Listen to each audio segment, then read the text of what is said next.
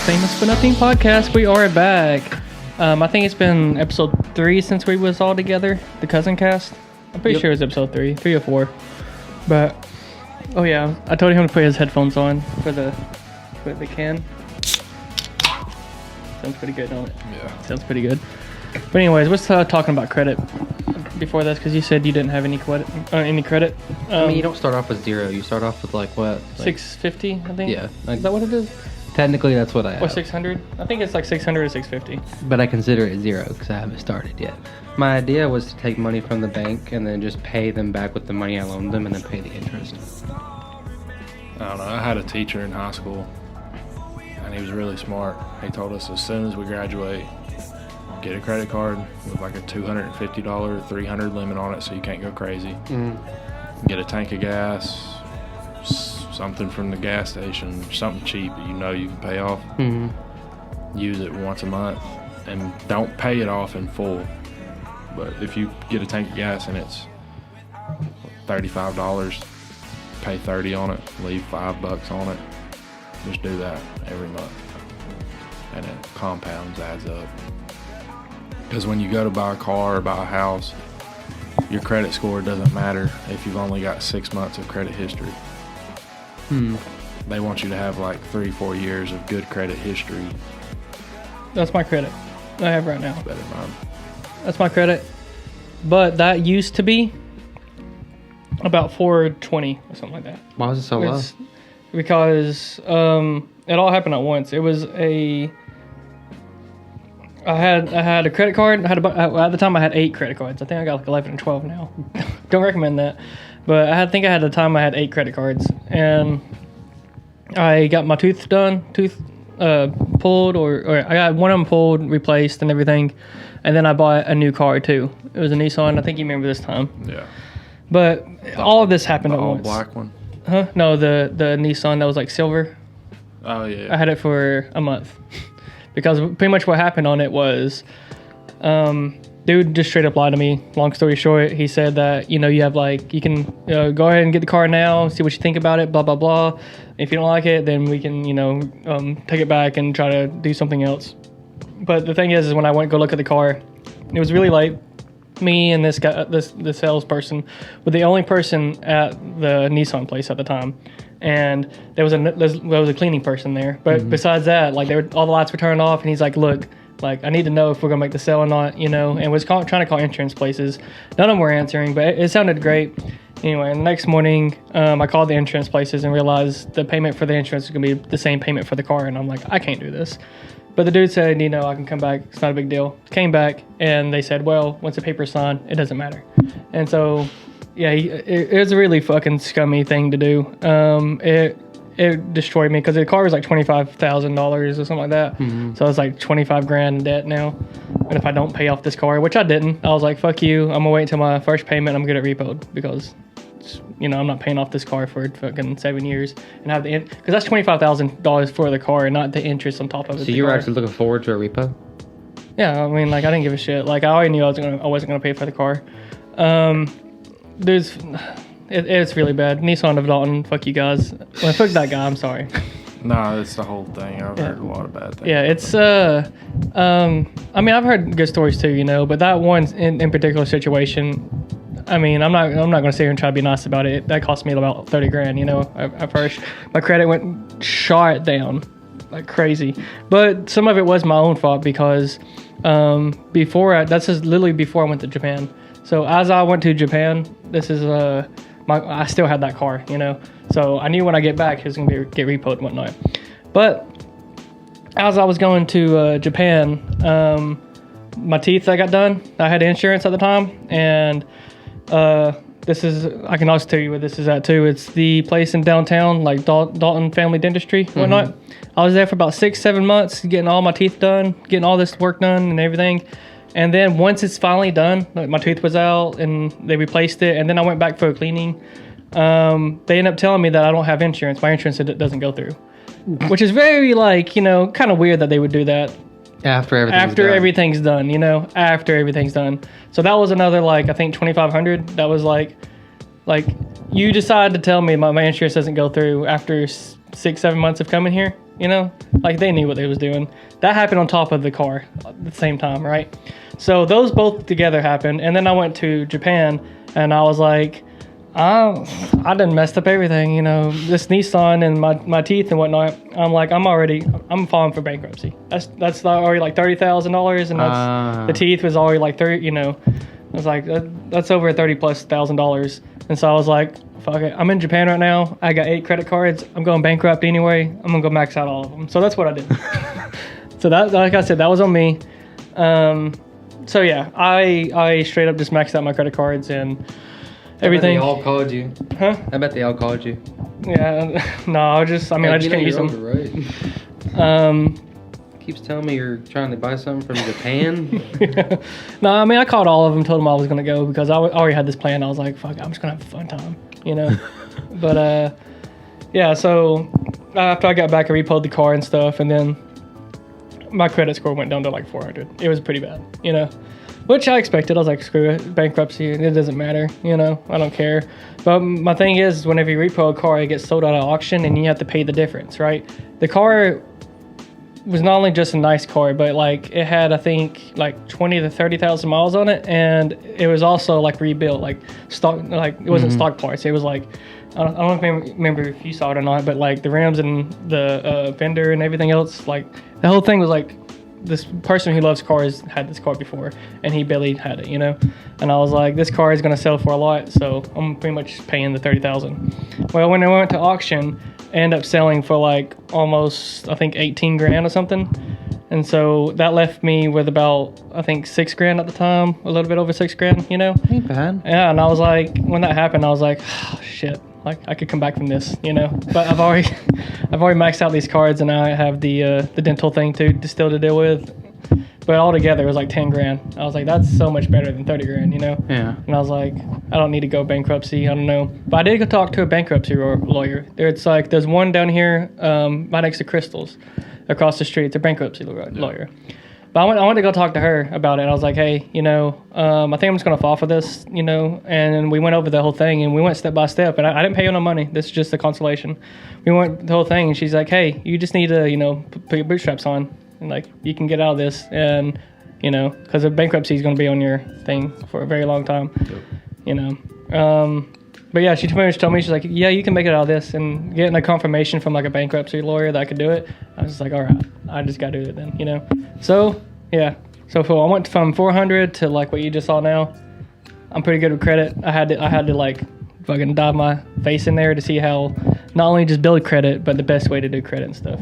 And I would definitely say start off with like what Tyler's saying. It's just like I just don't trust myself with a credit card right now. That's why you keep one with a low limit on it. What, like, this is also yeah, that's a good thing, a good point, because I'm not gonna lie, right now, remember that thing I sent you, like $500, whatever? Yeah. That was a joke. I didn't expect nobody to get that from me. But I am so tempted to just buy that myself right now. What? Because Killian is always like talking about how like, oh, I always want to buy the nice shiny new thing or whatever. Oh, I do too. You don't feel bad. She's not wrong about it, you know. But it bugs the hell out of her. But like, no, there's like the lights at the back of the TV thing. Mm-hmm. I'm sure you've seen that.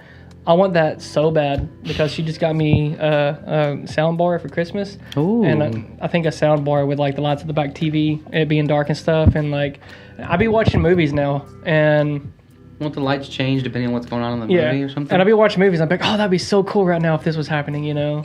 You know, like he's playing Spider-Man, and, you know, and I'm like, man, if it swings, it goes blue and stuff. That'd be cool. Yeah, I think there's a lot of things that would be like really awesome, but it's like, it's $500. Is it really worth it? No. But I still want to buy it, you know? I bought a PSVR 2 that I recently just resold for like $600. But I resold it for like, no, I'm sorry. It was worth $600. I paid $400. And I just resold it back for $400, so I just made my money back. Oh yeah, you should just gave it to me.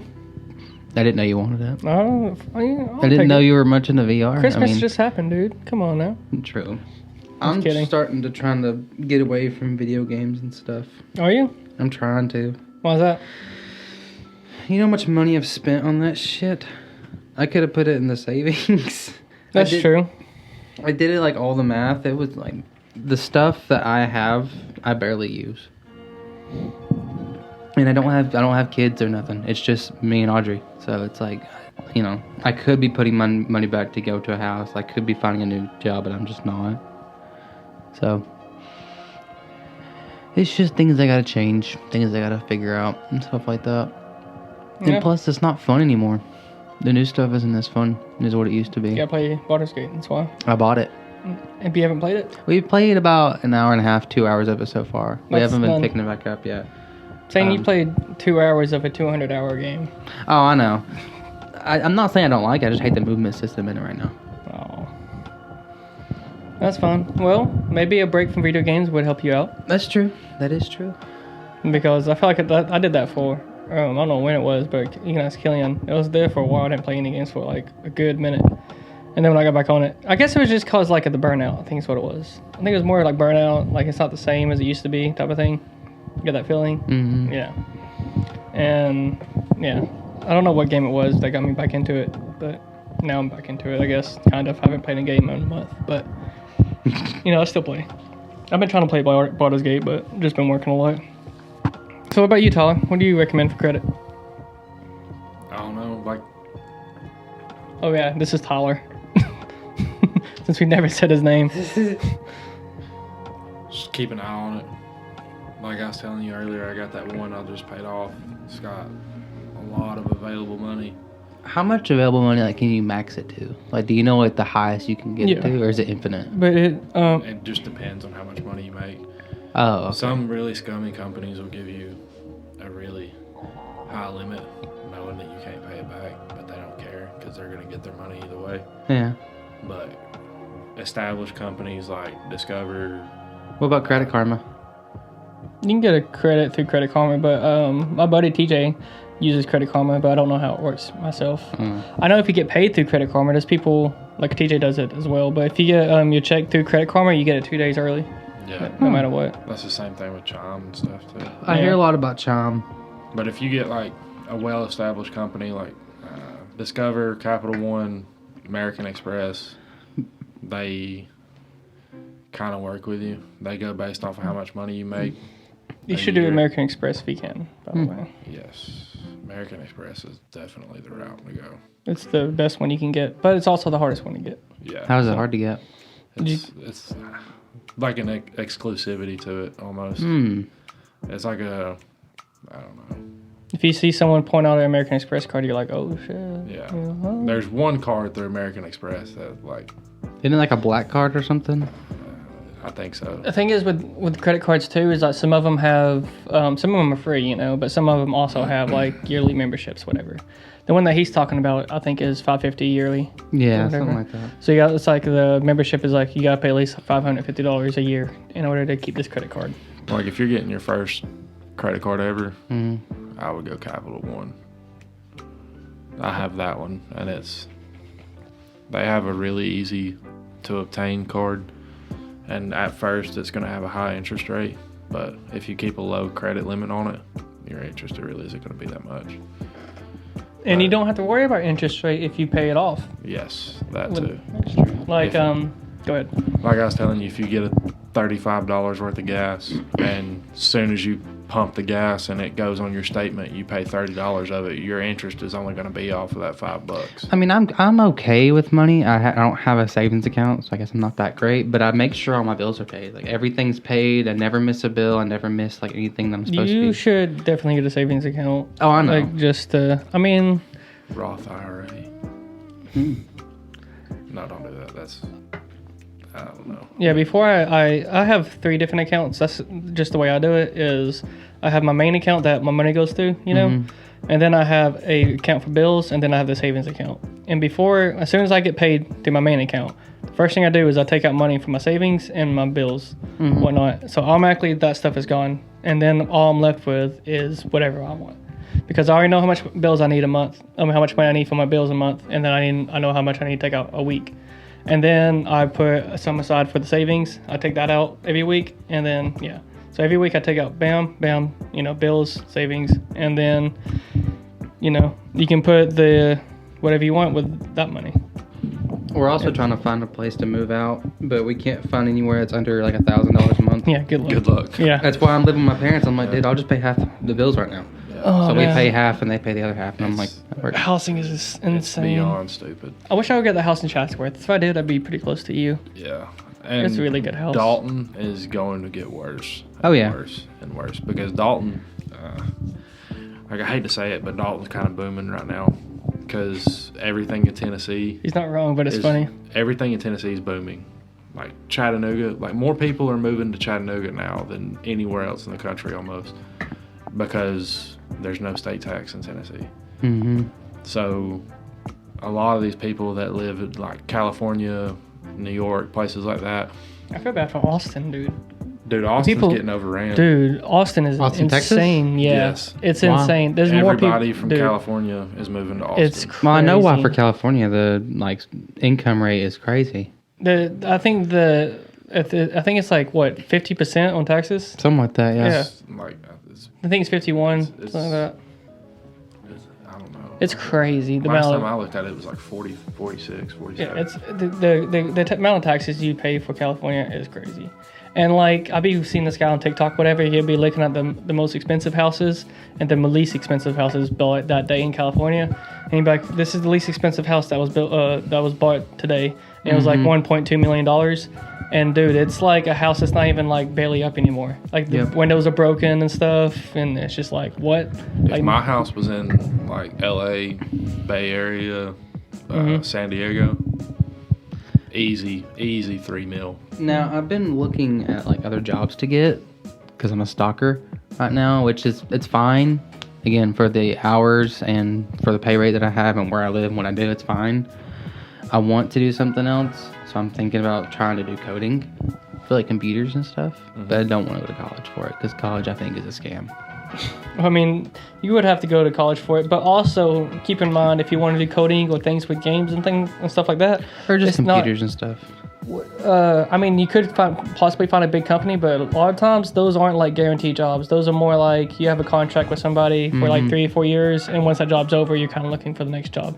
Yep. So like I would say a security, like it's kind of but you could also be making way more money than you need in the first place, and you can actually have time to roll over, and you might not even have any rollover. You might just be fine, or like I said, big company too for coding. I'll tell you one thing, because I work for, I don't know if they still are, I know they used to be, a Fortune 500 company. A lot of these big companies value a degree over 30 years experience. They'll hire. Isn't it opposite? Like, don't they require or don't they look for experience so they don't have to train you? Dude, one of my managers at work is a kid off the street, straight out of college. Went to NC State, got an engineering degree, straight out of college. Got that job. He's literally, I'm 24, and he's younger than me, and he's above me. You're only 3 years older than me. I thought you were like 5. No, I'm 20. I turned 25 in February. But okay. specific, I can't even say the name because I signed an NDA. But specifically, the company I work for, You signed an NDA? I had to. Specifically, the company I work for, they value a degree over everything. Most places too, like if you have a degree, they are required to pay you a certain amount.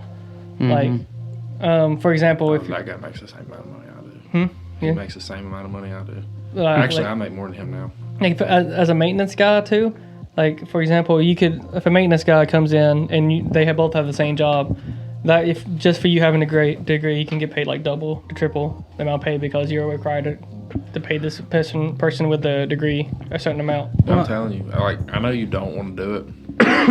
And it is a scam, honestly, kind of like especially in America, like the whole fact that like you can't even go bankrupt. Like talking about that a while ago, like no matter what, you're paying that bill, like the college degree. It's insane. crazy. And plus, I mean, you have to go through so much BS just to get to the degree that you want. You know what I mean? You could also just print out a degree and say you did it. Yeah, they'll. Yeah, check it. Yeah. They really don't. But I mean, I could try it. it's not something that everybody wants to do. But finding a trade, getting That is well something established else. in a trade, because I would say in about 10 years after all these old heads retire, it's going to be a name your price. We'll write you a blank check. We have to have somebody, and that's just the way it's going to nowadays.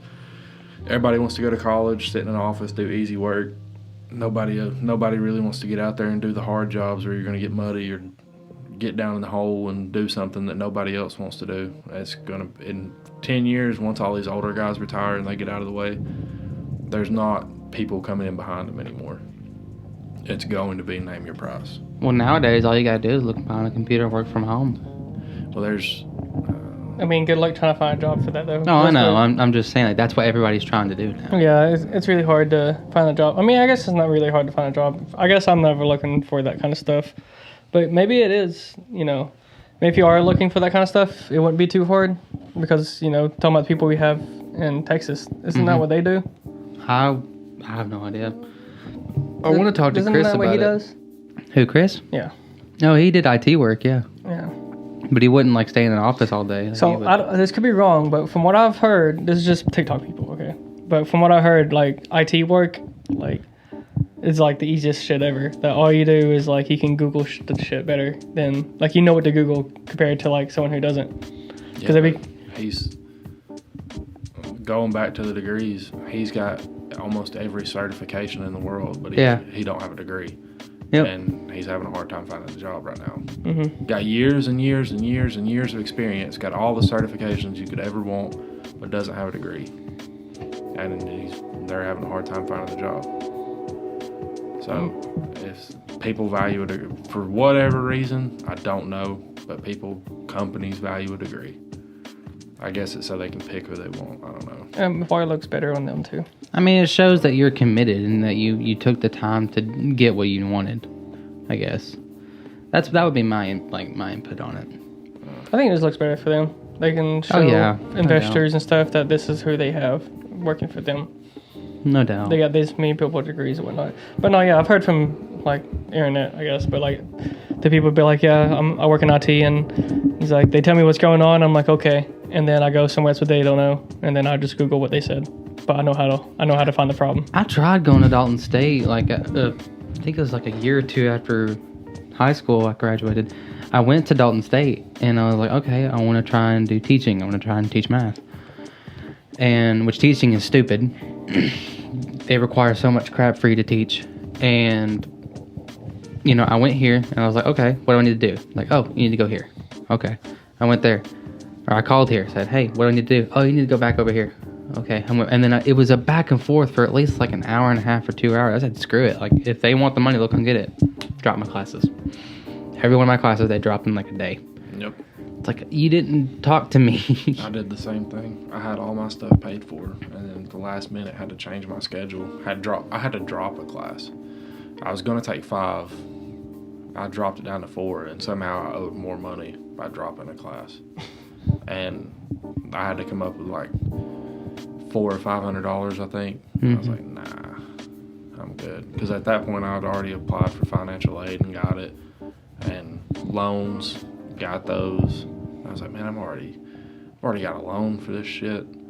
Now I got to pay $400 out of pocket today, or I can't go to school. I was like, screw it, I'm not gonna go. I dropped all my classes in and there. Like it feels like they're trying to screw you. I don't think there's something like, I mean, I've never gone to college, and I think there's nothing I want to go to college for, I guess. I mean, now, I guess maybe, like, fire science and health science, because that is the only stuff I actually looked into, for, like, firefighter, but besides, that's about it. You know, firefighters are all volunteers. There's, like, some full-time volunteers, but when I say volunteers, I have a guy that works with me that's a full-time firefighter. He makes $14 an hour. Yeah, if you're a volunteer, you don't make hardly anything at all.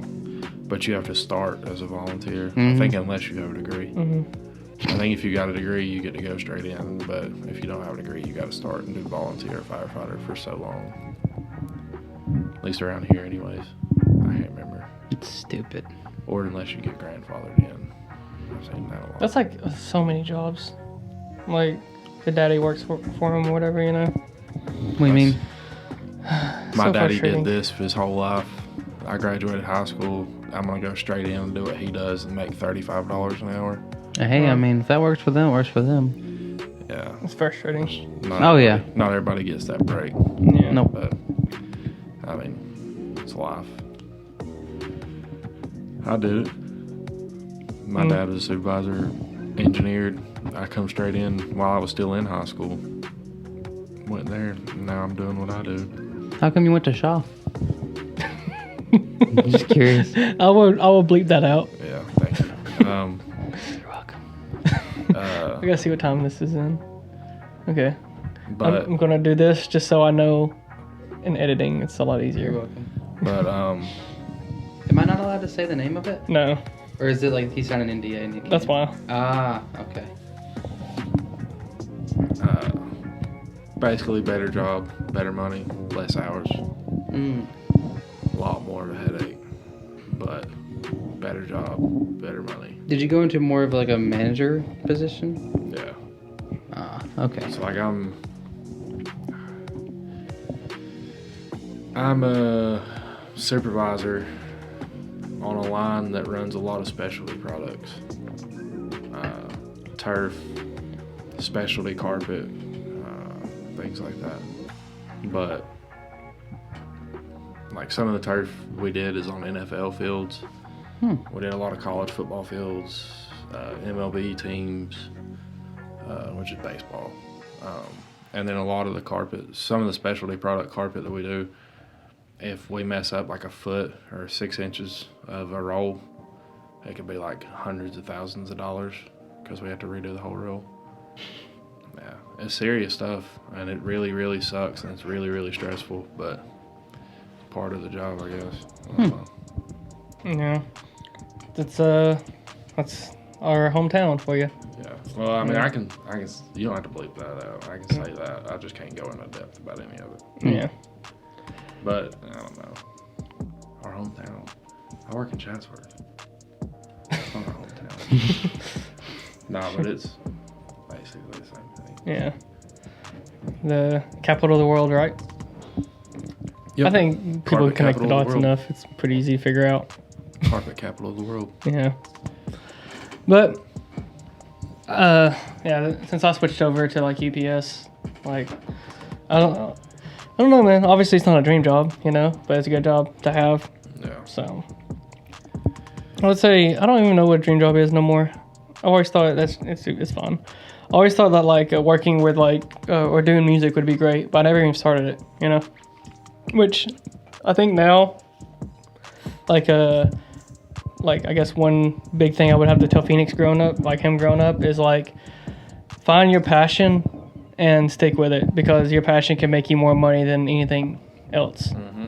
Like whatever your passion is, if you just stay with that and stick with it, that can make you so much more money than anything around you, you know.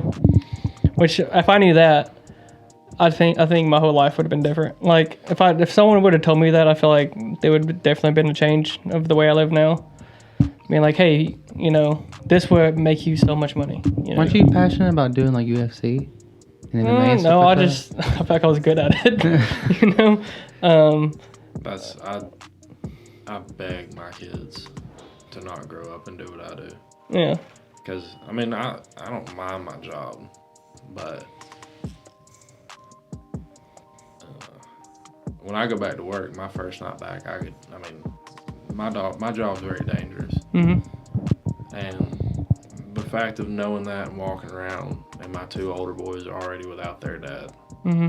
if something were to happen, because I'm the supervisor, when other people don't want to do something and it needs to get done, I got to do it. Mm-hmm. And knowing that something like that could happen, and then my 2 kids that are biologically mine are without their dad too, it scares the hell out of me. But you can't let it get to you, because if you walk around nervous or scared, then you're going to get hurt. Mm-hmm. But if you walk around, just do your job, less likely, I guess. Yeah, gotta not think about it so much. That's how I'm at my job right now. I feel like if I think about it, I'm just so much worse. I couldn't do your job. You don't think so? No, every dog I'd see, I'd run back to the truck. No, I don't even do that stuff no more. Like that's You what work I in the used to do. warehouse, don't you? Yeah, now I work in the warehouse. Yeah. I mean, I help every once in a while now, but like, yeah, I went from being the driver to the guy who loads the trucks. Yeah. You know, which I'll say like a FedEx, it was like at least a FedEx Express. Like I loved that job. I would have never left that job if I knew like I could keep that job. Because I don't know if you heard, but the whole FedEx there's like different branches of FedEx, but they plan. Yeah, they all plan on merging and stuff, and then like they're just doing seniority because they're gonna have to let a lot of people go, and people with most seniority stay. People with least seniority are gonna be let go. So I'm sitting here thinking like, well, you know, I could not have a job in like 3 years, and I could also be driving in 3 years if I switch over to UPS, you know. So I just did the logical choice. Don't UPS like make a crap ton of money by being a driver? They make a stupid amount, to be honest. Yeah. Like, didn't you say they make like $30 an hour, like $40 an hour? They just negotiated a new contract. Yeah. I think it went up. So if you're as a part-time person, I think I'm okay to talk about this. Fucking the contract's out. So like, as a part-time driver, if I start driving, my starting pay would be $36 an hour. That's stupid. Yeah. Because my mom went to college for 2 years to be an LPN. I'm not going to say what she makes now, but what she used to make was like 22. To be a nurse, to take care of people. Get in a trade, work for a union. Yeah. Voodoo. What's so great about unions? Because what I'm talking about. After 4 years, I'd be making, as a driver, after 4 years, I'd be making $44 an hour. And if you on have holidays? if you have a good union rep, if you have a union rep who's the company's funneling them money to keep wages low, working for a union sucks. If you have a good rep, every time your union's contract with the company ends, they renegotiate and they listen to the workers. And if the workers want more money or a better working environment or updates to the facility or the machines, the trucks, whatever, to make it easier on them, they will not sign that contract until that's provided. So a new contract just went in October, right? My job right now, what I'm doing as a loader, pays $16 an hour before October. Ever since the new contract hit after October, I went from $16 an hour to $21 an hour. That's how much the union does. And then, do you work for a union? Yeah, I'm part of the union right now. Oh. But for example, as a driver too, like the crazy stuff, like really crazy stuff, is like the whole me working for FedEx, whatever, on Christmas Eve or whatever, right? Or like Thanksgiving, like holidays.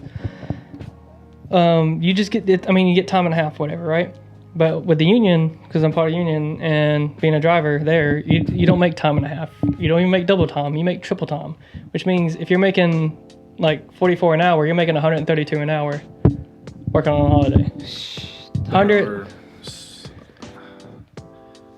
I went to high school with a dude who his dad was on drugs. His mom ditched him. As soon as he graduated high school, he found a school. It was a 6-month program, went to it, and he got to be a certified electrician before he turned 19. He works for a union in Tennessee or Kentucky, maybe both, and he makes $83 an hour base pay. Trade schools are cheap, aren't they? They're not cheap, but well, I mean, like they're better than university. College. Yeah. Yes. I mean, what I mean by cheap is like you don't have to spend like 30 grand on a college. On a trade school, it's like maybe what, five grand. I can handle that. That's a lot more manageable. The union stuff, dude. Like I'm new to this. It's crazy compared to like the whole FedEx stuff, because stuff was just falling apart there. So why can't you be a driver? Why can't you be a driver? Seniority. Because UPS pays so good. And all this. Oh, they never want to leave. Yeah. Oh, okay. So basically you pay your dues on the dock, and then when once you prove you're enough, a spot, then they'll they'll come to him and say, hey, we have a driver spot available. You're next in line. Then they'll send you to driver's school. Yeah. I have to wait for a sheet to come up, and then when the sheet comes up, if I sign it, I get a chance to go to driving school, but I'm very unlikely going to happen for years to come because they're all based in seniority. So if one person above me has more seniority, they're going to pick him over me. Understood. Yeah, that's fair. Every single thing is based off seniority. Isn't that fair though? No, I hate it. I mean, I know it is kind of fair, you know. Luckily, everyone that I've worked with so far as I know has been there like a year longer than me. You know, but there was me, and then after I got hired in, like 2 weeks after, there has been other people, you know. And to say, like, for example, if there was someone 2 weeks above me, right, that was hired a week or before me, that person is more guaranteed to always have a better time and better whatever than I would have as a driver, because you can actually bump people off a route too. So it'd be like, if you come in and your truck looks like crap and you're like, oh, I'm gonna have a really long day, I'm gonna bump this guy and take his stuff, take his route, and he can take mine. And like, if someone was there like 2 weeks before me, he could do that. He would always be guaranteed to have a better time. Oh, then that's wrong. Yeah. That's But in my head, because this is the problem too, is like there's a lot of drivers right now. Not all the old people have always like retired, so there are a lot of drivers right now who are like really young, and so like I'm never gonna have more seniority over them. Like it's just like they're younger than me, you know, they're like your guys' age. So I'm just screwed in that department. But in my head, I'm like, okay, well, we'll still be making the same amount of money. You know, after 4 years, there is no like at FedEx. It was like you make top pay after 25 years. You know. Over here, it's like after 4 years, you make top pay. So can it just like theoretically keep going up? What do you mean? Like when they renegotiate the contracts? Oh, yeah, for sure. Like it can go up to like 60s and 70s? Yeah, I mean... If they keep renegotiating it? With time, yeah. Yeah. UPS has a really good union rep that really fights for his people. What about Amazon? Maybe, I don't know if you've heard the stuff online, dude, but I hear working for Amazon's horrible. Amazon's pretty bad. Yeah. So here's the five. It's like delivery services. Here's the thing, and I've said this before too, before I even came to UPS. But like, the fifth place, last place is Amazon. That's the last one you want to work for. Above them is FedEx Ground, and then in the middle is USPS, which is the mail guys. Mm-hmm. Above that is FedEx Express, and then UPS is on top. And thing is like UPS is like way above everybody else. Do you know why Amazon is so bad? Or is it just like what you've heard? Well, you get time breaks, and if you're a minute over, you get wrote up. Yeah. But your breaks, the facility in Chattanooga, from what I've heard, you get a 10-minute break. Mm-hmm. It's a 3-minute walk from your workstation to the break room. Yeah. Then you got to use the bathroom. But you got to wait in line because everybody uses the bathroom on their breaks because you can't use them on the line. And then you wait in line, you finally get your chance to use the bathroom. Then a 3-minute walk back, you get like 3 minutes of break time, actual break. And they literally keep something on you that tracks your productivity. And if you take a break on the job where you're not doing nothing, you're just letting shit go by, they know. I've heard like anything with Amazon. I've not heard a good thing about Amazon. It's pretty bad. Like, and as a driver too, it's like they have like sensors for like stop signs and stuff. If you don't stop completely at a stop sign, like if you just kind of roll and go, even if it's like almost stop but you didn't, like apparently they like let you go for a while. That's what I've heard. Don't know. Haven't drove for myself, but it's just a bunch of rules they want you to follow, which is fair. I mean, I understand, but that's like really controlling. Yeah, I mean, even UPS has like rules like they want you to like they sense the buckle, how many times you unbuckle and stuff like that. Which I think understand that. That's the main one. Yeah, that one's fair. The Express is kind of crazy. They have a camera inside on you, and the camera's like can sense your eyes and stuff. So if like that's the worst one, because I'd be like, say this is my scanner, I'll be scanning a package with. I'd be looking at my scanner and be like, okay, 678, real four-wheel drive or whatever. And I'd be like looking for 678, and they'd be like, please put or attention, put your eyes on the road or whatever. And that video would be sent to like the supervisor too, and it's like supervisor has to come talk to you like, hey, your eyes went on the road. It's like, yeah, I was looking for an address. Like I can't. You got to turn your head to look. So that one's annoying. But yeah, you just yawn and be like, oh, or like, please pull over or whatever, because it says that you're tired, and it's like it's a bit much, Like, I know when I'm tired. Yeah. Oh yeah. Please put your phone down. Anything with the phone, whatever. If you have it in your hand, because there's a little thing that sits on. If you have a phone in your hand, whatever, like the scanner or anything, it would tell you to put the phone down. And you're like ding ding ding. It would does that to you, and then it sends it to either corporate or supervisor or whoever. Can you imagine being the supervisor? Just ding ding. All those videos just sent to him like ding ding. Ding, yeah, he'll come ding, in. Ding, ding, ding. The guy FedEx Express supervisor is probably one of the best bosses I've had. Because he understands. He's like, look, you can't be on your phone. And people be like, well, like me, like, I was looking for an address. Like, yeah, well, it's against the law. Like, I don't care what you got to say. I'm just doing my job. You know what to say. Just please do your best not to do it. He wasn't a dick about it. He kind of just did what he had to do. He's a pretty good guy. But That's the way I try to be. Have you like had any like shitty bosses whenever you worked? I have. I've had bosses that don't know anything. Like, don't know anything. yes. Is that because of inexperience, or is that just No, because that's just because they're they've just ignorant? been given the job and they don't know what the job is, but they act like they know what the job is. What we talked Oh. about earlier. Coming in off the street, straight out of college. Mm-hmm. Yeah, they don't know anything. They have to learn every bit of that. And most of them learn the bare minimum, and then they think they know everything. Oh, the- then, yeah, I get that. But The engineer floors, the supervisor, the GM. I think you know who I'm talking about. I say his name after the thing, but I'm pretty sure you know who he is. I told him how to like string up and stuff in the extrusion because he didn't know anything about it. Like he stayed over there, and I just told him how to like do everything. And I'm just like, man, this is the guy that like, you know, it's kind of weird when you have to train your boss. yeah. So I mean, it's my job. I'm expected to know everything. Mm-hmm. And my boss right now, when he come over from a different department, he pretty much told me, look, I'm 3 years from retiring. If I take the time to learn all these jobs, it'll take me a year to learn them properly and learn them good. So I'm not going to do that. He goes, I will depend on y'all for information, and I'll be a people manager. And I don't have a problem with it. Hey, as long as he's honest, you I don't know. have a problem because anytime I go to him with a problem with somebody, he's been a manager for 40-something years. Anytime I go to him with a problem with a personnel issue, he tells me exactly how to handle it. Okay, so I have a question for you. I don't want to interrupt you. I don't mean to. You are a manager, right? Like you're in a manager position. Yeah. So that means, do you have the power to fire people? Yeah, Georgia's a fire at Will State, yeah. What would your extent be to fire somebody? Like, what would they have to do for you to finally fire somebody? Or are you just kind of the kind of person like, get out? Like, I don't need you here.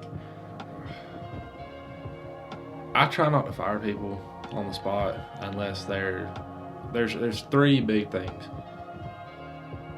If you're doing something that can seriously injure you, I'm not going to fire you. I'm going to tell you to go home, talk to HR in the morning, and if they tell you to come back, you can come back. But if you're doing something stupid that's going to get somebody else hurt, that's a big one for me. Sexual harassment is a big one for me. If I'm walking down my line and I see a guy pinning a girl on the wall trying to be inappropriate and she's obviously not liking it, resisting, whatever, I don't care if I'm his boss or if he works in a different department, whatever, I'm sending him home and he'll be fired on the spot. And another one is discrimination. I've had bosses that do the we're a family when we're here thing. Mm-hmm. I don't personally do that. I think it's, You come to work, do your job, go home. well, the family thing's a crock of shit. Oh, yeah. But I do expect my employees to treat each other and me with respect. If they don't treat me with respect, I'll tell them to go home. Mm-hmm. But no, I try not to fire people on the spot. Mainly because if I do that, I got to stay over in the morning and answer a lot of questions from human resources and my manager, things like that. But typically, like a couple weeks ago, I sent somebody home for sleeping on the job while they were supposed to be training, and they weren't even on my shift. They're not my employee. They were working over to train on another job, and I walked upstairs and they were asleep. So I was like, yeah, get your stuff and go home, dude. You ain't working for me no more. He was like, I wasn't sleeping. I just fell asleep just for a second. I had some stuff going on. I was like, that's fine, but falling asleep just for a second can get you hurt for the rest of your life. Go home. He was like, we'll see what HR's got to say. But I don't care. I'll call them right now. They come on in. Don't bother me. HR. That's the thing, man. Everybody threatens you. When you're a supervisor, Mm-hmm. everybody threatens you. I'm going to go to HR. I'm going to go to HR. I'm like, go. Mm-hmm. I'll call them right now. I don't care. What are they going to do? They'll agree with me and tell you exactly what I just told you, but maybe a little bit nicer. Like, okay, we're going to have to go home now. I've had people come into work drunk, high. Had people come into work. This didn't happen to me, but right after I started with the company I work for now, dude, we were working 6 days a week. a dude on another shift come in and try to give his supervisor a Jello shot. Yeah, he got fired on the spot. Oh. Yeah, it's just stupid stuff, man. Some people you can tell when they walk in the door, you're like, yeah, you're not gonna be here long. And like, I hate to discriminate like that from the jump, but I've seen it happen too many times. Yeah. I mean, I think we all can attest to somebody coming in and being like, yeah, that guy's not gonna last. Yeah. Okay, do you think working harder will get you further in life? Barely anywhere. Or do you think working harder gives you more work to do? Both. Not both. I would say definitely more gives you more work because they're gonna take it. If someone's getting paid the same amount of money, you know, like this guy's getting paid like 16 an hour, and this guy's getting paid or like 21 an hour, but this guy who works 16 an hour does more, the company's gonna try to make that guy do both of their jobs if they can, or do more of his job. You know, like that's just how it works. If you're working more than what you're getting paid, they're going to always try to give you more work. They're just, you know, that's just how it is. I think that's always how it is. Very rarely where the company be like, oh, that guy's a hard worker, we should, like, you know, promote him. No, it's pretty much who you know. Most places like that, you know. So like we're talking about with the union thing, when seniority talking about that, when it's great, you know. It's not about who you know most of the time. Most of the time. We can get into that another time. But like, yeah, but if it's not a union, it's definitely like who you know. Yep. And you can work as hard as you want, but in the places I've worked, if you don't kiss ass while you're doing it, you're not going to go anywhere. You have to be a kiss ass. And I'm not saying you got to be like, oh, you're the greatest boss ever. No. Most of these guys, they just don't want to be like me. I don't want to be feared every time I step out of my office. Like, I don't want to, because then people they're not going to come to me with issues, problems, whatever. But I need to be respected. I have to be. If I'm not respected, I can't do my job properly. So if I walk out of my office and somebody follows me or comes in front of me, cuts me off or whatever, and they don't respect me enough to say, hey, how you doing? Or get off their phone. That's a big one for me too. Phones. I don't like phones. You'd hate me. I'm sorry. I mean, not the phone, but like if I cut you off, if I would have just, I'm sorry, for any like supervisor or anyone like that, I won't treat them like I don't know. I would say at engineering floors, one reason they didn't like me at all is because like I think I have a lot of this compared this guy named Jose I used to work with. A lot of this probably comes from Jose because I feel like work ethic is very, very important. Does he work? Or does he do the podcast with us? Yeah. That Jose? Okay. Yeah. So like that's how I met him through work. But like no, Jose is like, you fucking hate Jose. Sorry. He is like, I'm gonna do the bare fucking minimum, you know. So like me, I was like, I want to work above and beyond, and Jose was down here. So when me and Jose met, I think he brought me down a little bit, you know, just to be honest. But I have realized that, you know, working hard doesn't even get you shit. But also it gave me to like say like kind of like fuck it, like I don't care anymore kind of attitude. So like the whole like say when you're talking about like cutting you off, whatever, I probably just look at you and then just keep walking if I would just lighten the mood, you know. I don't give a shit. If I'm walking out of my office and somebody cuts me off and I'm just doing a walkthrough, checking shit, I don't care. But if I'm walking out of my office with some speed, like there's a problem and I'm trying to get to it, and you cut me off, get the fuck out of my way. Have you ever seen those memes where it's like in the warehouse? I'm sure I've sent it to you before, but like you speed walking everywhere, no matter where you go, to make it always look like you're busy. Yeah. I try not to do that because there's another individual there that does that, and I don't know. Well, what's wrong with doing the bare minimum? Not saying there is something wrong with it, but I'm just asking like, what would be wrong with doing the bare minimum? Me personally, like if I have somebody that works for me that does the bare minimum, like they do their job, but that's it. They're not going anywhere. Do you find that a problem? Or is that just more of like you're noticing it? If I have a guy that's worked for me for 10 years, but he does the bare minimum every day, and I have a guy that's worked for me for 6 months that goes above and beyond to make sure everything's good, Mm-hmm.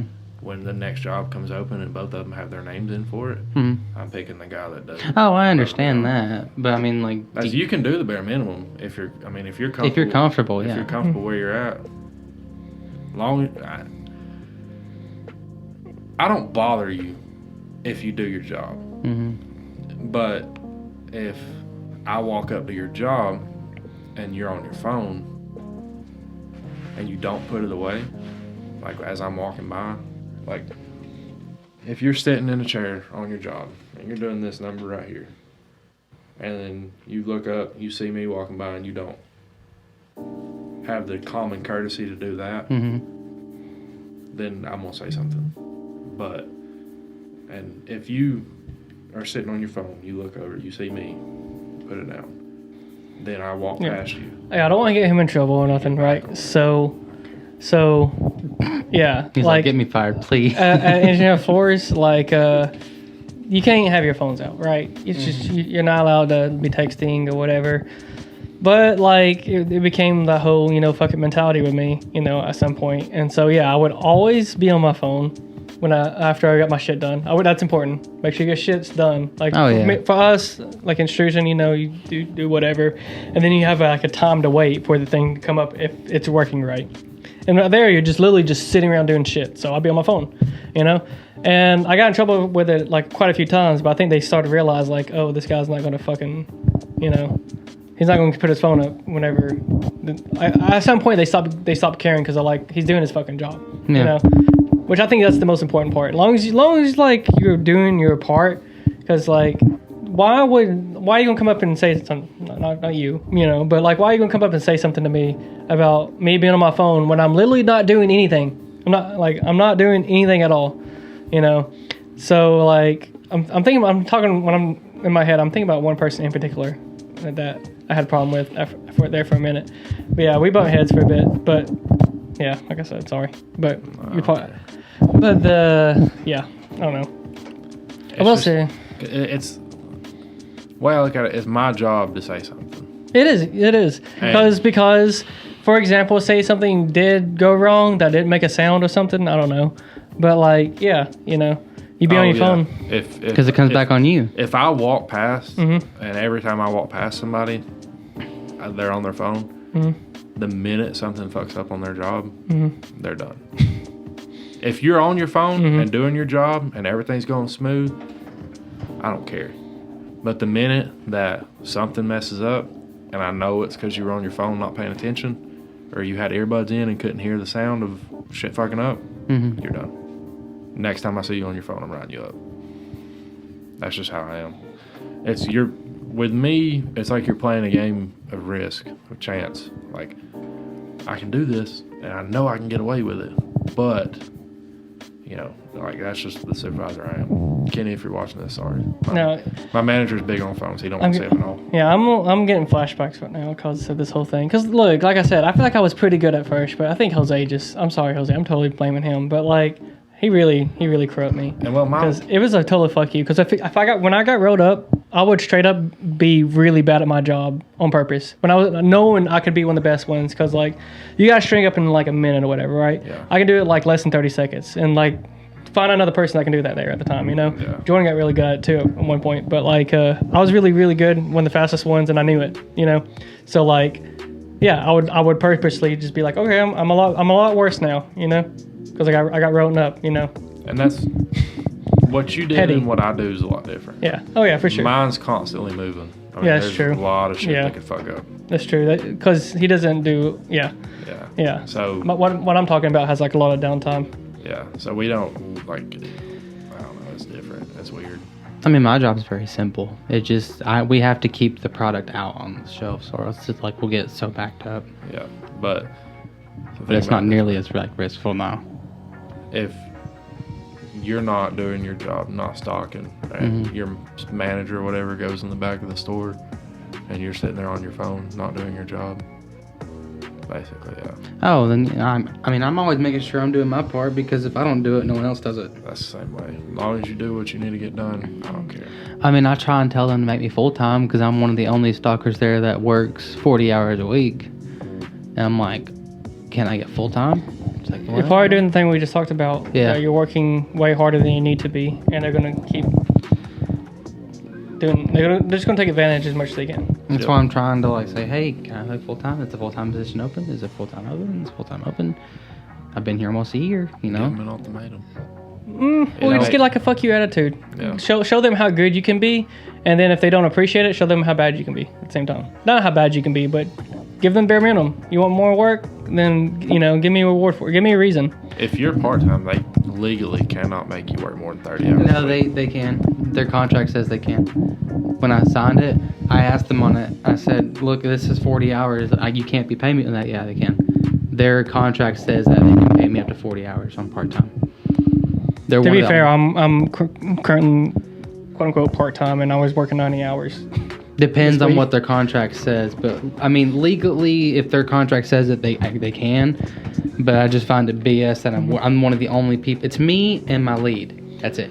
So then we have random 16-year-old kids that come in and don't do shit that I have to go back and fix on. See, the federal government regulates our part-timers. Oh, then it's different. Well, it's the federal government. what's your hours for part-time? For my shift, Yeah. 11 to 3. 11 p to 3 a. Oh shit! I was like, So what would be 4 hours? 4 hours, 5 days a week. That's it. That's They can. what, bare 20 minimum- hours a week? Bare minimum was 20. Maximum is 30. If they go over 30, I get an email telling me not to do that again. Damn. You have positions open? I would look into that contract. The federal government regulates part-time. I can look into it, but Now it's different for I know seasonal hours. UPS is pulling the seasonal shit. Not only No, that, it's- because I think what happens with me also is as a part-timer, if I work over 5 hours, it's time and a half, whatever. But there's an option we can go help out the drivers. It becomes like a part-time job into a full-time, because it is no longer 5 hours anymore. It's 8 hours. He'll be again. Yeah, this is fine. But yeah, so I think it becomes more like a part-time job, turns into the full-time job once you start doing that extra helping stuff that makes it that many hours. I mean, I can do my job and my lead's job on my own. They've tested me on it. I can do it. Of course, yeah. I'm telling you, dude, they're gonna take advantage of you. And I'm like, so how I was telling you? Because eventually your lead's going to stop. Yeah, and he's gonna stop and he's gonna expect you to do all of it. But That's why they tested you. yeah, Mm-hmm. so I was telling you, I pretty much just said fuck it. The whole Jose thing. Mm-hmm. Well, they're close to, I guess, my final year or two. We got a new supervisor. He was cool as hell too. But they actually fired him for. I'll give you another reason. I'll tell you why, in a bit. But we have a yearly performance review, right? And my yearly performance, I was great in everything. And the thing that he scolded me on was not wanting to move up, not wanting to become a lead man or whatever. Because I told him, I was like, if I'm trying to make more money, I'm gonna go somewhere else. Because engineering floors is the lowest paying carpet mill, Not anymore. Is it really? Who's the lowest now? Mohawk. Oh, really? Damn.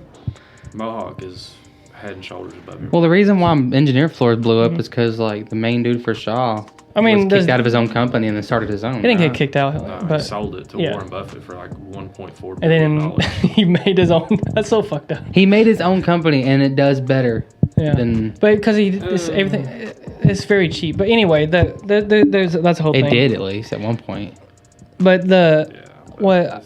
It's a whole. I can literally talk for an hour about this, but I'm not going to. Yeah. So, but point is though, is when I was trying to work above and beyond, trying to be a good worker, whatnot. For one, I remember that got supervisor guy I told you. This is actually what changed it all. The guy that got fired. Me and him had a really rough start too, because me being above beyond, there's 2 towers, right? And that's where the 2 extrusion things are working. I've helped everybody in Tower 1, and I was over in Tower 2 trying to help out because I've done so much in Tower 1 already that everyone's caught up, everyone's good. I went to Tower 2. And then I went to Tower 2 trying to help out and whatnot. And once I got done with that, I came back to Tower 1 And that guy, new supervisor, sees me and he's like, "What the fuck you doing in Tower 2?" You know? He's like, "Your job's over here," and blah blah blah. I'm like, you know, I told him I was like, "I already did all this stuff, so I went to Tower 2, whatever." He's like, "Doesn't anyone tell you to go to Tower 2?" I'm like, "Excuse you," you know? And then that's like when we kind of had like a beef and whatnot. So after that, I was like, "Fuck you, dude. All right, fuck you. You're like, all this shit can go to hell," you know? Like I've been doing so much here. So I think that was the point that would just switched everything.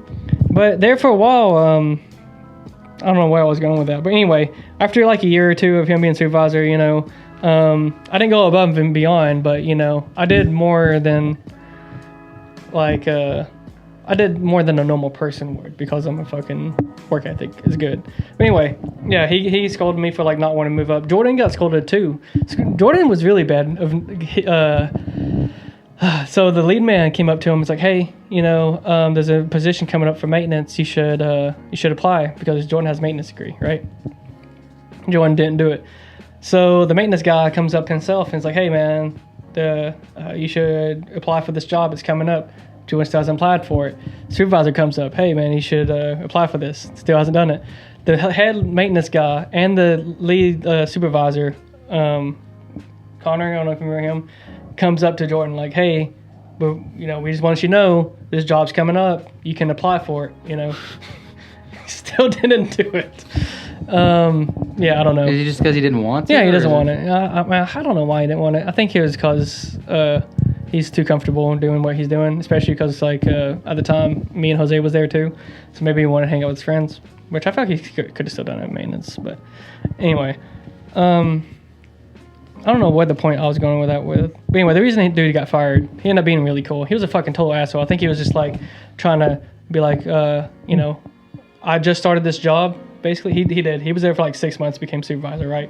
Wow. He was the kiss ass. I would say that first. At first. You know? Yeah. Yeah, so there, I even trained the dude, by the way. I told him how to do the string up and everything else. But anyway, after I became supervisor, he's like, "All right, I need people to respect me because no one respects me because I just got here." You know? Mm-hmm. So he was like a fucking total dick there for a minute. And then I think he realized really fast, like that was not working at all. Because everyone's like, "Dude, we don't fucking like, you know, like, no one's going to listen to, you know." You have to do that, but to a degree. You don't have to be a total jackass. Oh, he was being a total jackass at first. You gotta let people know that you're not playing around. Like shit that's not gonna fly. You gotta set your parameters on what you're gonna allow and what you're not gonna allow. Well, when he came in and tried it, it didn't work for him at all. You can't be a total jackass. He had a meeting and he was like, "Hey guys, you know, I'm gonna try something different. You know, I've been on you guys about all this stuff." He's like, "I'm gonna go ahead and, you know, we're gonna try, you know, I'm gonna try to be lenient and try to do all this." And he was just kind of being like very, you know, upfront about it. And then after that, he got actually like really nice. Like dude's really cool. But the reason he got fired, long story short, is because like they took away our Christmas bonuses. Like Christmas was coming in, and they took away Christmas bonuses like the last like 2 weeks before Christmas, and they didn't tell nobody until then. And then everyone's like, "What the hell?" You know, because it's our Christmas bonus, you know. And then he made a petition, and everyone signed it saying like, "Hey, you know, can we get our Christmas bonuses back?" And he got fired for it. Well, see, the thing that's really fucked up is they were supposed to take our bonuses away and give us a raise. When they announced that was in like June. And people were like, "Fuck no, like we keep the raise, we just want our bonus." And they were like, "Okay," they took it back and they're like, we'll look over it. And then, like you said, 2 weeks before Christmas, they came out and said, "Oh, nobody's getting bonuses this year and you're not getting a raise. Go fuck yourselves." Yeah. So how many people left after that? A lot. I was that's the problem is everybody leaves, but they're not worried about it because they know they can just hire like a whole new crew. Yeah, it's true. And it's like you're not going to make a point. Like the guy on day shift that does my job, if everybody on his shift were to leave, it would go to shit because he's got people that have more experience on their job than I do life experience. Like there's a lot of people there that have been there for 30, 40 years. And those people are not going to leave. Because they're comfortable. They know what they're going to do. They know their job backwards blindfolded. If everybody on my shift was to leave, you could probably replace your crew like in a week. And I'd still put out the same amount of productions, same good quality. Because third shift is a revolving door. Why does everybody work third shift over first shift? I would much prefer a first shift But job. no. first shift's a lot harder to get to. Why? Because all the seniors want to do first shift. Seniority. Like I said, there's literally like the most important job in my department, apart from like supervisor, lead, manager, engineer, whatever. The guy on first shift has been doing that job in that building for 38, 39 years. Mm-hmm. Yeah, and he ain't going nowhere. The guy that does that job on my shift has been working, not at that plant, but with the company.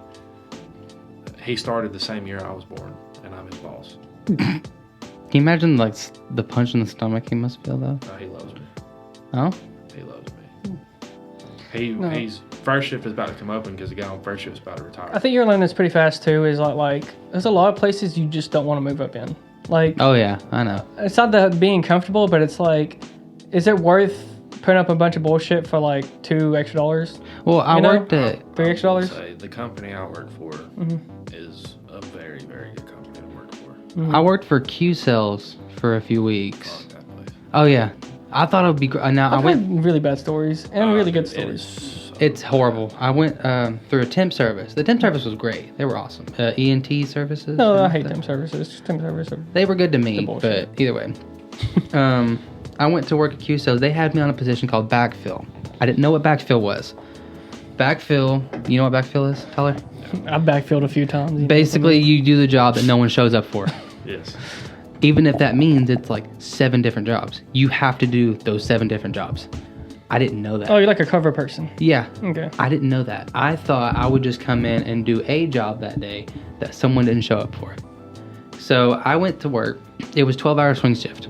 Morning shift. I hated it.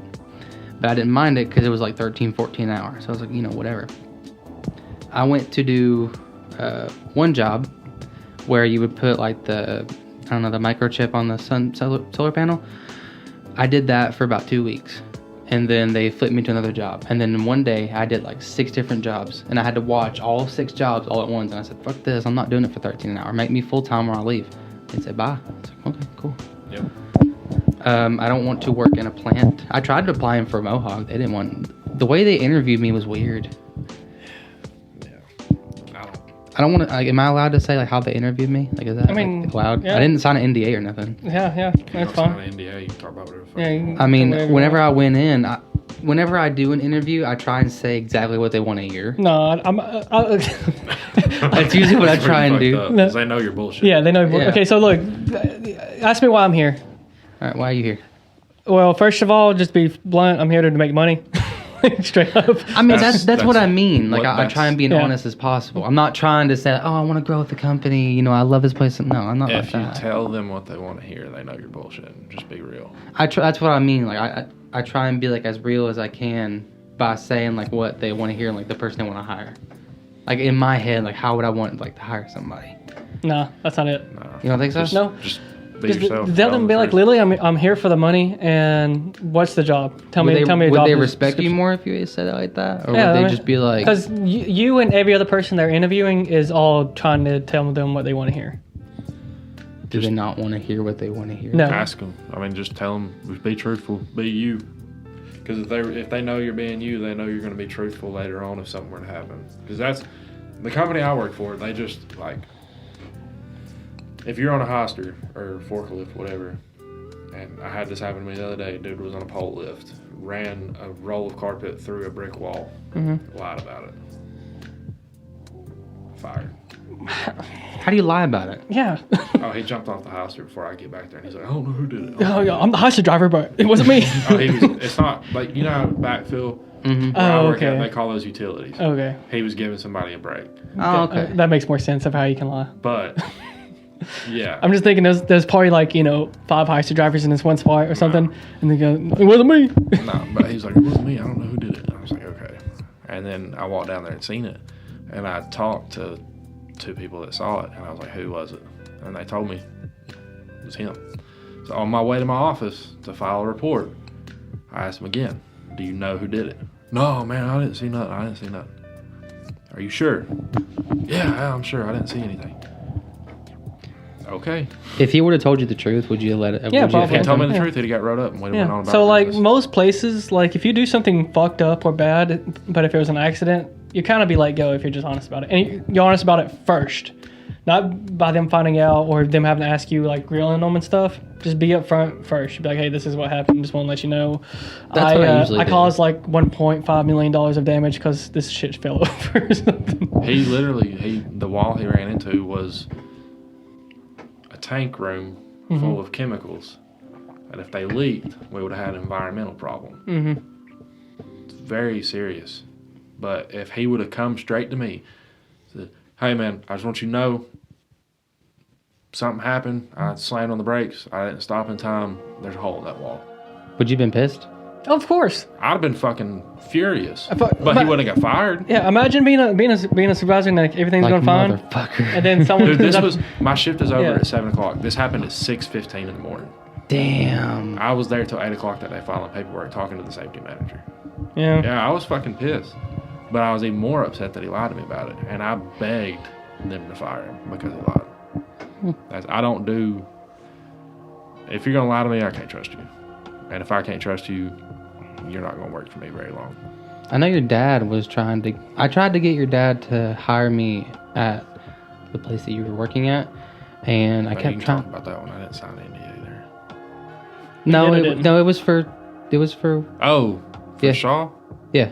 Oh. I tried to get a job to work there. I kept calling him. He just kept like...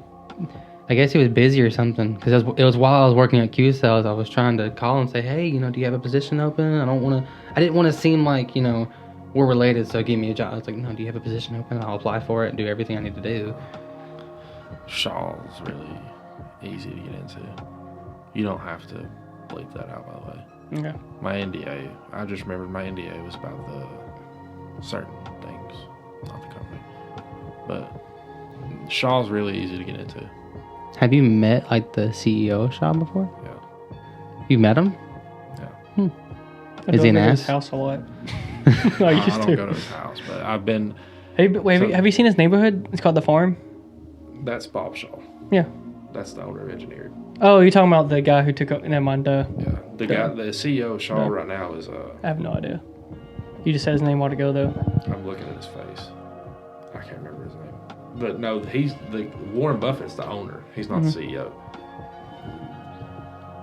Shaw is majority owned on the stock market by Warren Buffett's company, Mm-hmm. which is Berkshire Hathaway. But my CEO, Tim Balcom, that's it. I've not been to his house or anything, but I've met him. I would hope you haven't been to his house. I've only been to his house because I delivered to them. No, but Shaw has these things. It's pretty cool. I've never worked anywhere that has it, but it's connection groups but they're based on different things. Like there's a gay pride one that's called Pride. There's a Hispanic heritage Gay. one. There's a Hispanic heritage one called a Connection. There's like an African American one. I can't remember what the name of it is, but Or like, you can't say it. and they do outings every month, and like they'll just go like bowling or to Dave and Buster's or something. And you don't have to be gay to go to the gay one. You don't have to be Hispanic to go to the Hispanic one. You can join. I could join any of them I wanted to. And you can just go have a good time, meet people within the company, talk, meet some people, whatever. It's pretty cool. But yeah, no, Shaw's a really good place to work for. Like, I engineered the Christmas dinners. They'd ride around, like the plant manager would ride around on a golf cart, and they would give you the dinner, and you'd have to eat it on the job. Mm-hmm. Shaw shuts the whole plant down for 2 hours. They put tables out. They let us do karaoke. They feed us. Like, it's a lot better environment. It's not as competitive. It's not as, I don't know. Like, I felt like Engineered, it was like competing shift to shift. Mm-hmm. Shaw's not like that. You're competing as a team against other plants, really, but you don't know what they're doing. I don't know. Shaw's a really good place to work for. My job's just really stressful and I hate it, but the company I work for is really good. Have you place tried to work like for. go down but keep the same pay? Is that possible? No. If I go down, I bump out of salary. Yeah. I go back to hourly. Wouldn't you rather go to hourly? No. I hear like that's a split topic of like if It you go depends to, how many hours you're working. That's the big thing. That's true. But if you go to salary, you technically don't even have to like. I'm money hungry. Bad. Yeah, but wouldn't you want hourly though? No, Then no. because then I'm never at home with my kids. That's true. Salary. That's the main reason I took the job is because salary. I'm making as much as I made at Engineer Floors. I'm working 8 hours a day. That's it. Engineer Floors. I was working 13 and a half hours a day, 7 days a week. Jesus, that sucks. Every other week I'd get a Saturday off. I do not want to go back to that. 13 and a half? I'd clock in at 5:30, clock out at 7. Jesus. I don't want to go back to that. I miss so much. Mm-hmm. I couldn't do anything with my kids. Dude, me, like, you know, I was doing 12 hours a day, so I kind of know what you mean. I wasn't doing 13 and a half, though. Well, I was doing 13 and a half for about a month. But, I just do 8 hour 5 days a week. see, the 13 and a half hours, 7 days a week thing, this was during the summertime when my kids were out of school because the dude that did my job on the other shift, because it was 12-hour swings, come down with cancer. So I was doing my shift and his shift. Gotcha. But Were you getting paid for double? No. for what? Your job and his job? Overtime? No, I'm just saying, were you getting paid for doing your job and his job? It was the same job. It was just different shifts. Did you? So it's like when you stay over, you get that time and a half, whatever, but you're not getting 2 pays. You're still Okay, making, well, still, you're still making more than what you did. Oh, yeah. For doing another. After 40, I was making time and a half. Okay. Yeah. But I watched my checks. Because when you get into overtime, the government likes it. Oh yeah. And after, my sweet spot was 58 hours. Anything after 65 hours, I was making $8 an hour. Bring home pay. Because taxes. Yeah, it sucks. So I was working for like, I think the most I pulled in a week was close to 96 hours. And that last 96th hour, 95th hour, whatever, I was making less than minimum wage. Yeah, that just happened to me. I told you I was doing 90 hours. Yeah. I did 2 weeks of 90 hours. And then I saw how much I got taxed, I think, like about $650. They shouldn't tax overtime. If they didn't tax overtime, I'd be hourly. Yeah. It's crazy. Of like how much they will tax you after you hit that overtime. I wanted to kind of touch on one other subject that like has nothing to do with this, but I thought it was Wait, before cool. we switch over. Go ahead. You need, next time you do an interview, dude, just be totally just blunt. That's what I did in my Food Line interview. I was like, dude, I just want a job that I can turn my brain off and just do what I gotta do and leave. I was so fucking tired of it because I was at home. I asked my parents if I could stay home and take care of my uncle and make sure everything like was fine because everybody was working except for me. Yeah. I was the one that stayed home, take care of my uncle, make sure everything was good. And it drove me crazy. So I went to Food Line. I was like, dude, just give me a job, please. Like, please, just something. And they're like, oh, okay. Can you start tomorrow? Sure thing. Yeah, I'll be here early. I'm going to have to find another job now, too, because of the... I'm doing technically part-time and Christmas is about to be over. So I'm going to find something else just to get extra money. Because I got enough to pay bills and stuff, but I'm wanting to, like, make a living. Well, not make...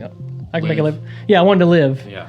Yeah, because what I can do doing right now, and I can still, like, live, like, I want money to spend, too, so. Real quick, before we jump into something else, I have a potty break. Okay. No, fuck this guy. It's not your podcast. I'll be in a can. No, yeah, we'll take a break. I'm going to go ahead and... Fucking monsters, man. Should I even pause this? No. But me and Nick would just keep going. Okay, y'all go ahead. But yeah, I need to find another part-time job. Just the part-time job. They have a camera at Walmart that it's a 4K camera. It's like a little handheld. The thing goes out like right here. I don't know if the resolution's that great, but it's only $100. It's a camcorder. I would probably say no. Like I said, it says 4K. I don't know video, what you're. Wait, you talking about for me or for you? for you. Oh no, hell no, no! I ain't buying no camera from Walmart. No. I was Because just saying, like, it's a $100 camera. I'm sure it looks like shit, but No, it's not that it looks like shit. It would have to. I would just have to see what it is exactly, and I can probably tell you why it's $100 compared to no doubt a camera that wasn't $100. Yeah, that camera right there though, dude, it's gone down so much. Like it's not good anymore? Or I mean, it's still great, obviously, because I'm using it and whatnot. But man, it's because the new one just came out. Oh, that one's like worth like dirt now. Bro, like it went down like almost, I think, 1,100 so far. Shit. That's a lot of money, you know. Well, I didn't want to say this like out, but I wanted to kind of get rid of video games right now because I realized like just yesterday I was just sitting in the room. Audrey was taking a shower, or whatever, and I was looking around. And I was like, dude, I've spent at least over $4,000 of this shit. And I was like, dude, I barely touch any of this. I barely use it. $4,000 is sitting in my room just doing nothing. And I'm like, this is stupid. So I'm like, this. So I want to stick to mainly handhelds. And just something I can play like on the go if I'm waiting on something, you know, just something like a 2DS or a Switch or a Steam Deck or something. Just something to where I can. And plus, PlayStation is doing like this thing. You know, if you buy a game online or digitally, you don't own it. Yeah. You have rights to the. I found out when I got banned. Did I tell you about that? Oh, you told me you got banned. Like, was it recently or? No, my PlayStation account got banned whenever. It's a whole thing, but you can go ahead.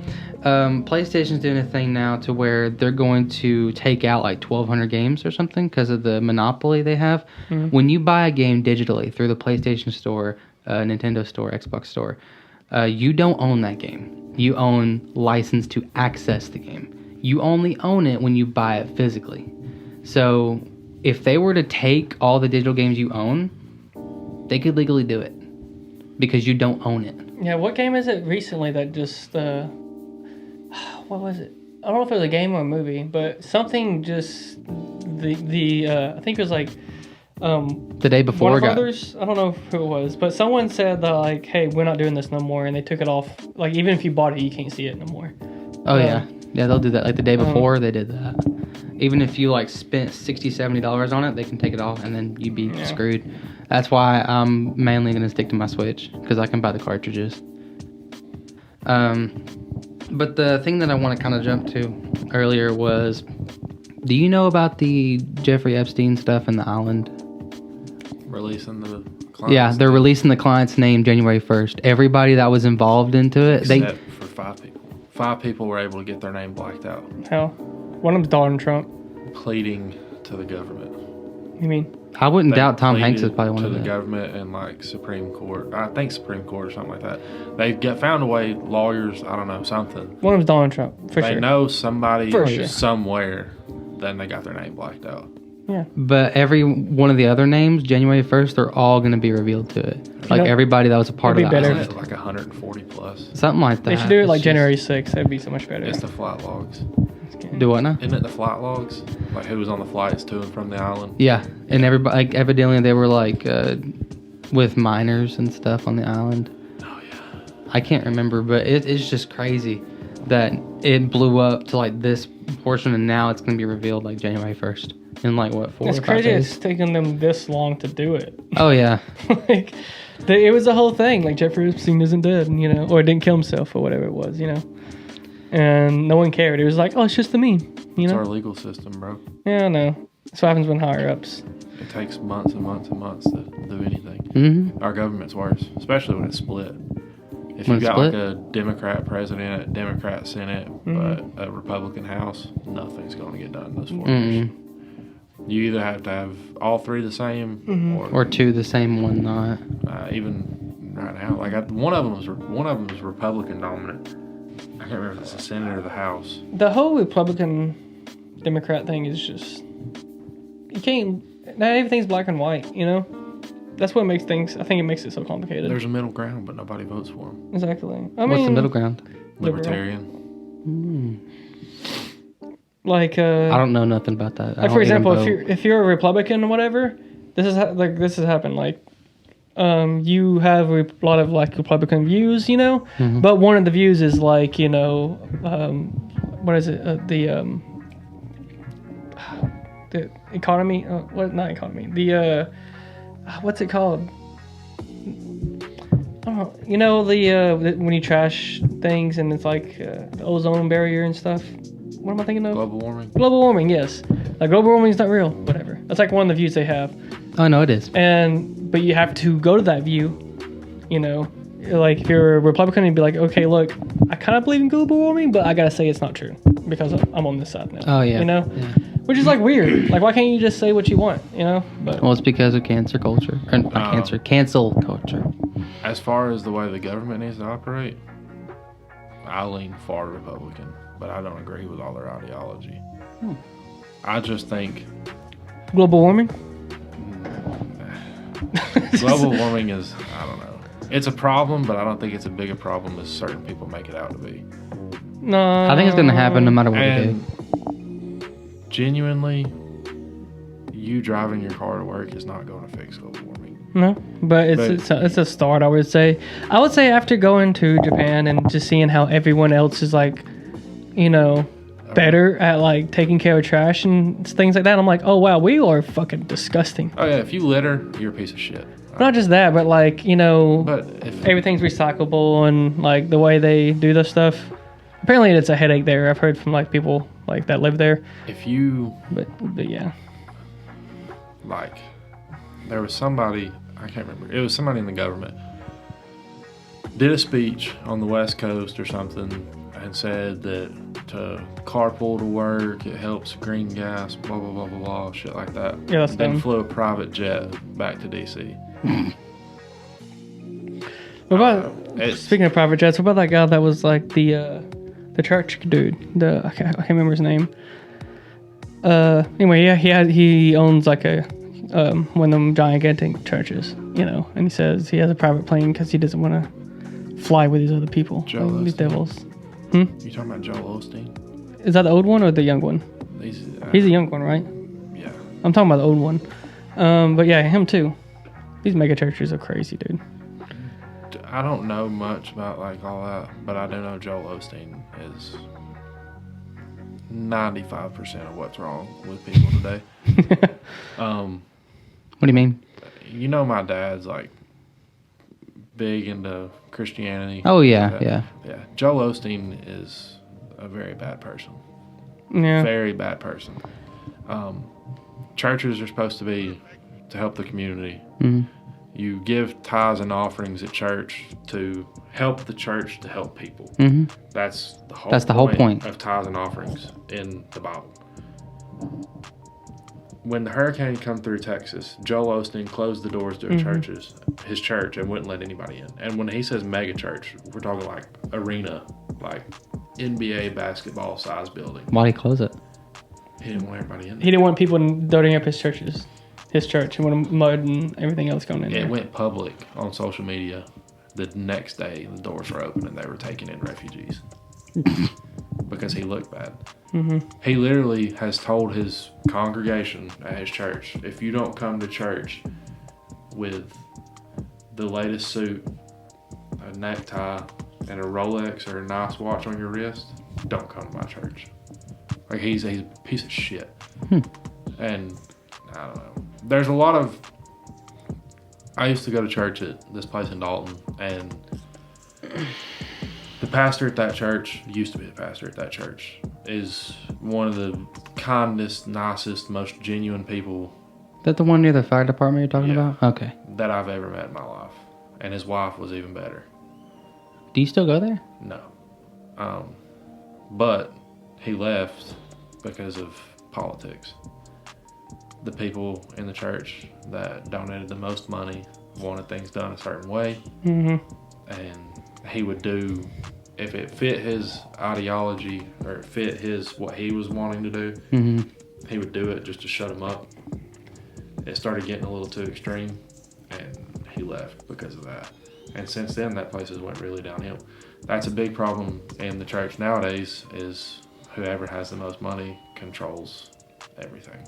Mm-hmm. And it's not set up the way it should be, the way it states in the Bible. But you go to most of these little churches, nobody there really has money. So most of those people are genuine. Most. Some of them aren't, but most of them are. Yeah. Which I know how you feel about religion. Yeah, I'm totally one way with that whole thing. But Killian can attest that like most of the worst tippers you can get is people who come from church on Sundays. Yep. What do you mean? They do Like not if you tip. work in like service Yeah, industry. they're pretty bad. I didn't start tipping. I'm going to sound awful, but I didn't start tipping waitresses or just servers until like more recently. You are awful. Yeah. You are awful. Bad. But it was because I guess my family said you got to work for your tip, really. No. Like that was the way it was. Yes, but no. But now that I kind of see like what they have to go through and stuff, it's like honestly they shouldn't pay a minimum wage, even if they do make They the don't money. They get make paid. below minimum wage. They get paid It's like $2 an hour. $2 That's an hour. that's stupid because they know they make tips. That's dumb. Yeah. Don't do that. I don't They know. should pay them more. I don't know. But I mean that's. I tip them now. I don't know if I tip like 18. I just give them like a 10 or 20. I always or whatever. give way more than I should. Every time. My Even before I met Keely, before she was a bartender and stuff, like when we went out and stuff and whatnot, I would always, like that's just me. I've always tipped way more than I should have. I just never thought about it. I just was like, oh, whatever. I just pay the bill and go. My And now sister- I'm like, My sister, JC, Mhm. is a server / bartender at a restaurant in Chattanooga. And if it's really, really busy, she could work 3 days and bring home more money than I do. Mm-hmm. But you count in like my benefits, things that are company paid for me. It's not, but because she has no benefits. But she doing good, by the way? Yeah. I haven't heard from her in a while. yeah, she's doing pretty good. But I don't know. They should make more than minimum wage, but if you're good at your job, you make a Mhm. decent bit of money. Which she works at it's not a high end place, but it's like a sit down restaurant. But I do know people in Chattanooga have a lot different mindset than people in Dalton.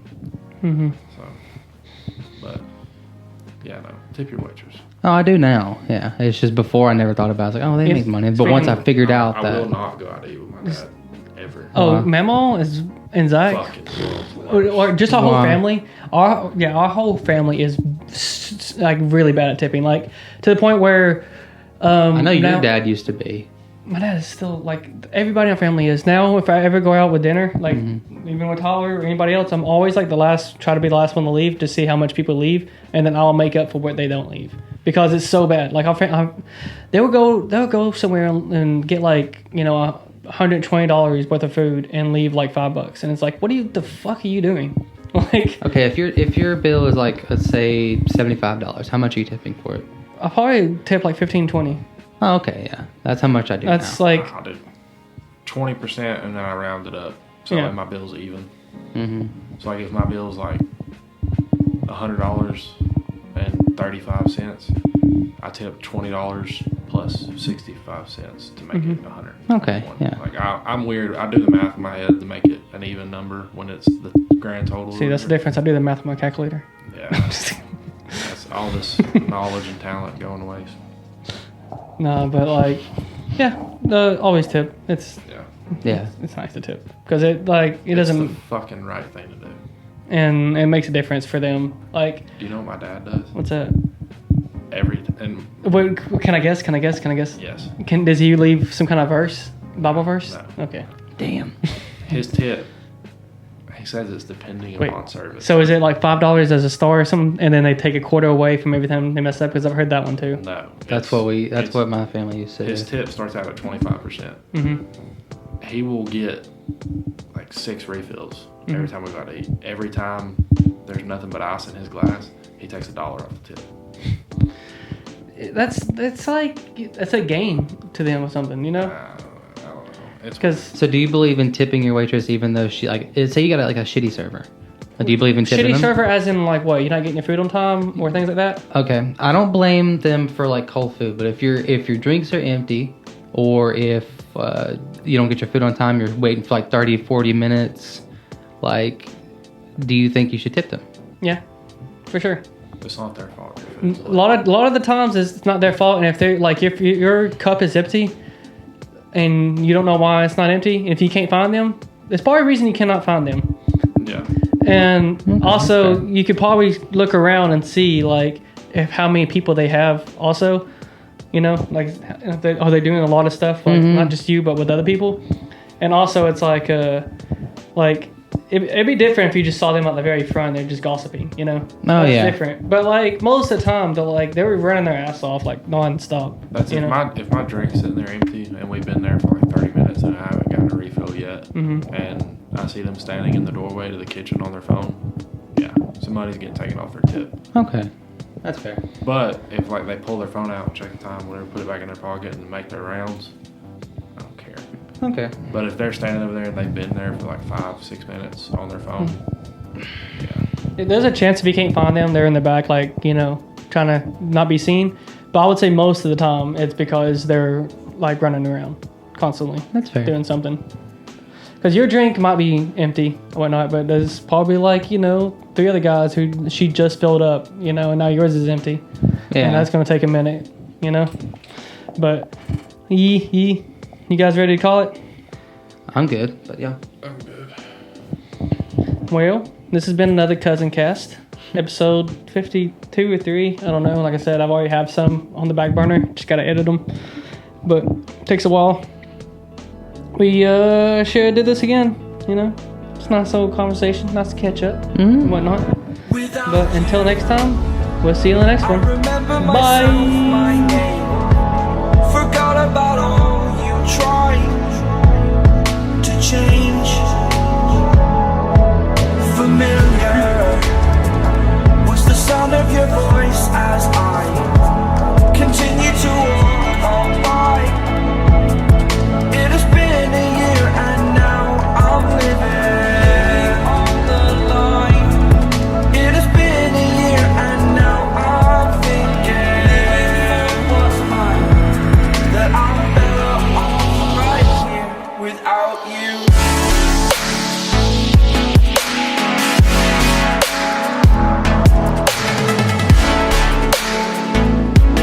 That I'm better off right here without you.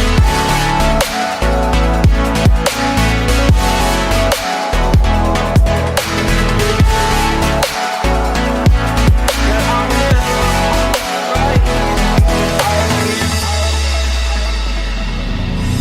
Forgetful, I admit that I've lost my place. My memory's gone erased. Like a scratch, only the scar